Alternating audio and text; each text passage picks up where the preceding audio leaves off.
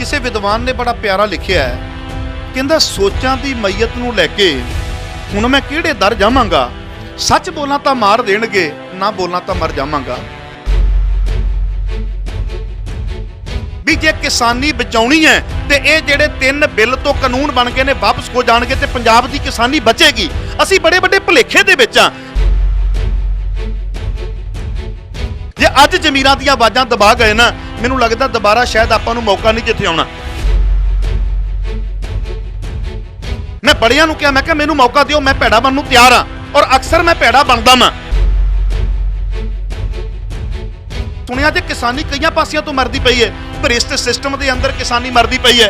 जे वड्डे वड्डे रोड निकलते हैं, पोलीटिकल बंदियां नूं पहिलां पता लग जाते हैं, अफसरां नूं पहिलां पता लग जाते हैं, अपनियां जमीनां दे शेयर उत्थे रख लेंदे ने ते चेते रखिया जे लखां विच जमीन लैके करोड़ां दे विच सौदे हुंदे ने, किन्हां नूं नहीं पता आपां नूं। चेते रखिया जे बिल जिथों जम्मिया सानूं उन्हां नूं रोना पैना, उन्हां दीयां अखां दे विच अख पा के गल करनी पैनी, बिल जिथों जम्मिया। जे मैं नशा बेचदा गया वां, चेते रखिया जे मैनूं शर्म आउंदी है, परिवार मैनूं मिलण दे लई आउंदा, मुलाकात दे लई आउंदा है, मैं अपनी धी दीयां अखां विच अख नहीं पा सकदा, मैं अपनियां भैण दीयां अखां विच अख नहीं पा सकदा। पर जे किते इहो जिहे संघर्ष दे दौरान मैं गिरफ्तार हो जाना वां ते प्राउडली मैं लोकां नूं मिलांगा ते इह भी गल ऐलानिया कहांगा, मैं कोई माड़ा काम करदा जेल दे विच नहीं गया, मैं अपने पुरखियां दे इतिहास नूं दोहराया है, असीं जेल भरो अंदोलन भी कीते ने। छेवें पातशाह महाराज कहंदे हुण तक की हुंदा है, लोग दिल्ली दे तख्त दे फैसले ढीकदे ने, सच्चे पातशाह कहंदे नहीं, साडा अपना तख्त होवेगा, असीं फैसले ढीकिया नहीं करांगे, असीं फैसले आप दिया करांगे। ये साडी खुद मुख्तियारी सी। दुश्मन अपनी बहुत बड़ी चाल दे उपर है, कहंदा भी 4 चफेरे तो बड़ा बड़ा घेरा पा दियां, अंदर रस्ता मुक जाणगियां। सच्चे पातशाह महाराज ने आनंदपुर छड्डिया, सिद्धांत नहीं छड्डिया। पर कलगीधर पिता महाराज ने उस वेले एक चेते रखा, जे आनंदपुर छड्डिया, परिवार छड्डिया, वो किड्डी वड्डी सोच सी, जेड़ी सोच बचाई ते बचा के तुहाडी मेरी झोली दे विच पाती। अज सोच कित्थे है, मैनूं दस के जाया भी। जदों कलगीधर पिता महाराज जी ने अपने साहिबजादियां दा इतिहास नूरे दे कोलों सुनिया ते सच्चे पातशाह महाराज ने काही दी जड़ पुट्टी ते कह दिता सी, इस वेले इन्हां जालमां दी जड़ पुट्टी गई है। मैं इत्थे एक छोटी जी बेनती करदे हां, किते इह ना सोचिया जे भी वो डिसीजन एक मोह दे विचों निकलिया सी भी अपने बच्चियां दा सवाल है। सच्चे पातशाह ने इस करके नहीं सी किया भी इन्हां दी जड़ पुट्टी गई है, भी इन्हां ने मेरे बच्चे शहीद कीते ने। सच्चे पातशाह महाराज कहंदे नहीं, इन्हां ने बाप दा बदला उहदे बच्चियां दे कोलों लिया। सच्चे पातशाह कहंदे इत्थे बस नहीं, ये कुदरत दे नियम दे उल्ट चले ने। जदों भी कोई कादर दी कुदरत दे नियमां दी उलंघना करदा है ना, चेते रखिया जे उन्हां दीयां जड़ां पुट्टियां जांदियां ने, तख्ते पलटे जांदे ने।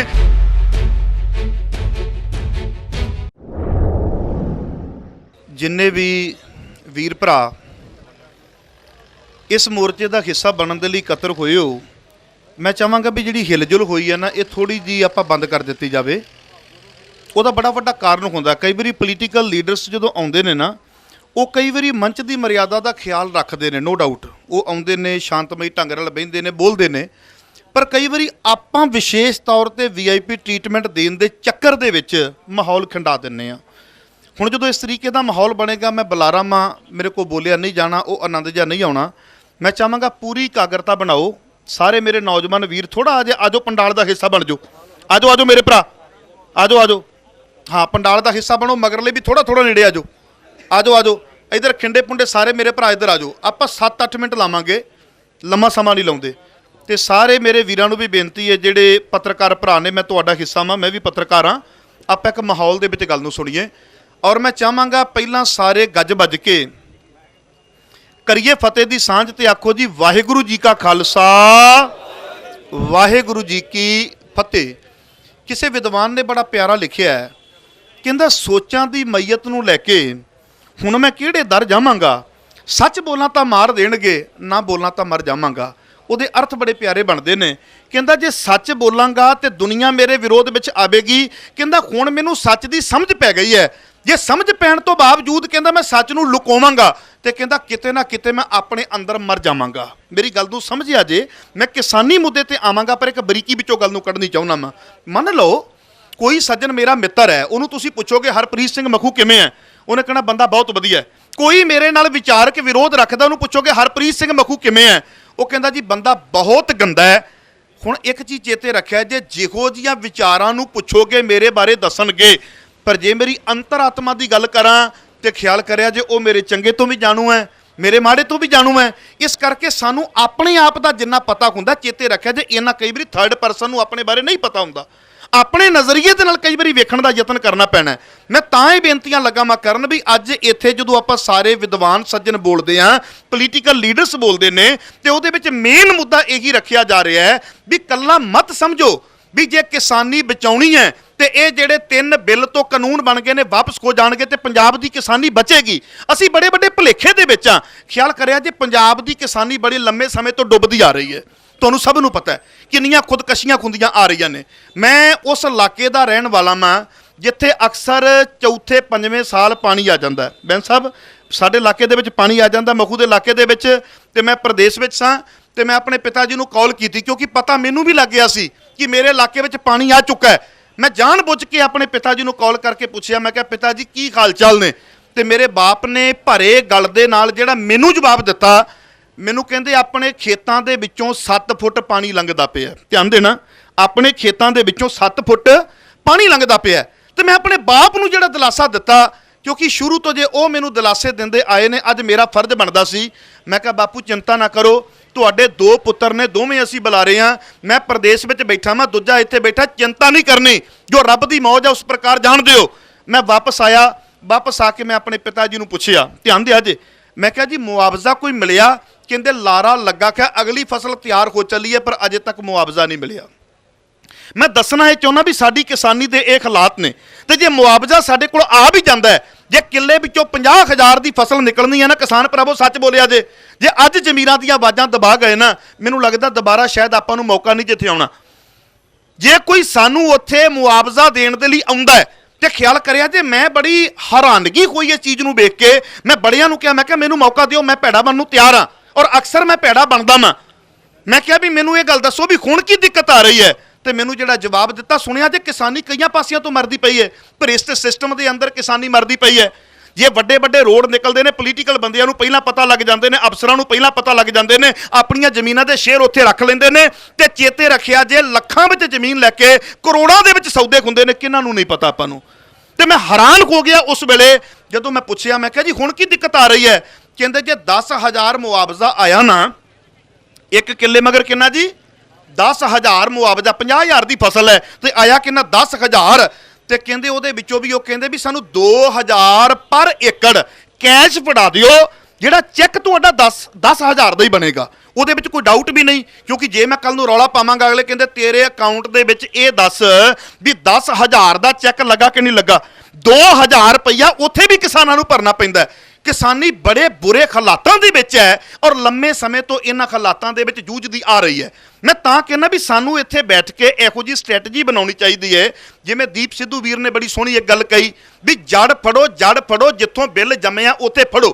ਤੇ ਮੈਂ ਤੁਹਾਨੂੰ ਇੱਕ ਛੋਟੀ ਜੀ ਗੱਲ ਸੁਣਾਉਣ ਲੱਗਾ, ਮੈਂ ਹਾਸ ਭਰਪੂਰ ਵੀ ਹੈ ਤੇ ਗੱਲ ਦੀ ਬਰੀਕੀ ਤੱਕ ਜਾਇਆ ਜੇ। ਸਾਡੇ ਵੀਰ ਬੈਂਸ ਸਾਹਿਬ ਬੈਠੇ ਨੇ, ਮੇਰੇ ਬੜੇ ਪਿਆਰੇ ਵੀਰ ਸਰਦਾਰ ਸਰੂਪ ਸਿੰਘ ਜੀ, ਬੜੇ ਉੱਚ ਕੋਟੀ ਦੇ ਢਾਡੀ ਬੈਠੇ ਨੇ, ਮੇਰਾ ਬੜਾ ਪਿਆਰ ਹੈ ਇਹਨਾਂ ਦੇ ਨਾਲ। ਮੈਂ ਘਟਨਾ ਪੜ੍ਹੀ, ਕਹਿੰਦੇ ਬੱਸ ਦੇ ਵਿੱਚ ਇੱਕ ਬੀਬੀ ਨੇ ਨਿਆਣਾ ਚੁੱਕਿਆ, ਬੜੇ ਪਿਆਰ ਦੇ ਨਾਲ ਗੱਲ ਨੂੰ ਸੁਣਿਆ ਜੇ। ਬੱਸ ਦੇ ਵਿੱਚ ਇੱਕ ਬੀਬੀ ਨੇ ਨਿਆਣਾ ਚੁੱਕਿਆ, ਨਿਆਣਾ ਰੋਈ ਜਾਵੇ। ਉਹ ਬੀਬੀ ਨੂੰ ਇੱਕ ਬੰਦਾ ਨਾਲ ਬੈਠਾ ਪੁੱਛਦਾ ਹੈ, ਕਹਿੰਦਾ ਨਿਆਣਾ ਰੋਂਦਾ ਕਿਉਂ ਹੈ? ਕਹਿੰਦੀ ਦੁੱਧ ਤੇ ਪਿਆਤਾ, ਕਹਿੰਦੀ ਸੌਣ ਨੂੰ ਰੋਂਦਾ ਕੌਣ ਹੈ? ਉਸ ਬੰਦੇ ਦਾ ਨਾਮ ਸੌਣ ਸਿੰਘ ਸੀ। ਤੇ ਜਦੋਂ ਬੀਬੀ ਨੇ ਕਿਹਾ ਵੀ ਸੌਣ ਨੂੰ ਰੋਂਦਾ, ਉਹਦੇ ਗੱਲ ਲੱਗੀ ਦਿਲ ਦੇ ਉੱਤੇ। ਕਹਿੰਦਾ ਰੋਵੇ ਆਪਣੇ ਜੰਮਣ ਵਾਲਿਆਂ ਨੂੰ, ਸੌਣ ਨੂੰ ਕਿਉਂ ਰੋਂਦਾ ਪਿਆ? ਧਿਆਨ ਦੇ ਅੱਜ ਹੁਣ ਬੀਬੀ ਨੇ ਸੌਣ ਹੋਰ ਕਿਹਾ, ਉਹਨੂੰ ਸਮਝ ਹੋਰ ਲੱਗ ਗਈ। ਉਹ ਕਹਿੰਦਾ ਰੋਵੇ ਆਪਣੇ ਜੰਮਣ ਵਾਲਿਆਂ ਨੂੰ। ਚੇਤੇ ਰੱਖਿਆ ਜੇ ਬਿੱਲ ਜਿੱਥੋਂ ਜੰਮਿਆ ਸਾਨੂੰ ਉਹਨਾਂ ਨੂੰ ਰੋਣਾ ਪੈਣਾ, ਉਹਨਾਂ ਦੀਆਂ ਅੱਖਾਂ ਦੇ ਵਿੱਚ ਅੱਖ ਪਾ ਕੇ ਗੱਲ ਕਰਨੀ ਪੈਣੀ। ਬਿੱਲ ਜਿੱਥੋਂ ਜੰਮਿਆ, ਜਿੱਥੋਂ ਆਇਆ, ਔਰ ਇਤਿਹਾਸ ਨੇ ਸਾਨੂੰ ਵਕਤ ਦੇ ਉੱਪਰ ਇਸ ਚੀਜ਼ ਆਪਣੀ ਰੱਖਣ ਦੇ ਉੱਪਰ ਸਟ੍ਰੈਟਜੀ ਦਿੱਤੀ ਹੈ। ਮੈਂ ਤੁਹਾਨੂੰ ਇੱਕ ਛੋਟੀ ਜਿਹੀ ਐਗਜ਼ਾਮਪਲ ਦੇਣਾ, ਮੈਂ ਚਲੋ ਗੱਲ ਨੂੰ ਸਮਝਿਆ ਜੇ, ਆਪਾਂ 5 ਮਿੰਟ ਦੇ ਵਿੱਚ ਸਮਾਪਤੀ ਕਰਦੇ ਹਾਂ। ਗੁਰੂ ਨਾਨਕ ਪਾਤਸ਼ਾਹ ਮਹਾਰਾਜ ਆਪਣੀਆਂ ਅੱਖਾਂ ਦੇ ਨਾਲ ਵੇਖਦੇ ਨੇ ਤੇ ਖਿਆਲ ਕਰਿਆ ਜੇ ਵੇਖਦੇ ਨੇ ਕਿ ਬਾਬਰ ਕਿਸ ਤਰੀਕੇ ਨਾਲ ਕੰਮ ਕਰਦਾ ਪਿਆ, ਜ਼ੋਰ ਜ਼ਬਰਦਸਤੀ ਕਰਦਾ ਪਿਆ, ਪਰ ਪਤਾ ਨਹੀਂ ਕੀ ਕਾਰਨ ਹੈ। ਗੁਰੂ ਘਰ ਦੇ ਬੜੇ ਪਿਆਰੇ ਢਾਡੀ ਸਿੰਘਾਂ ਨੂੰ ਤੇ ਪਤਾ ਹੈ।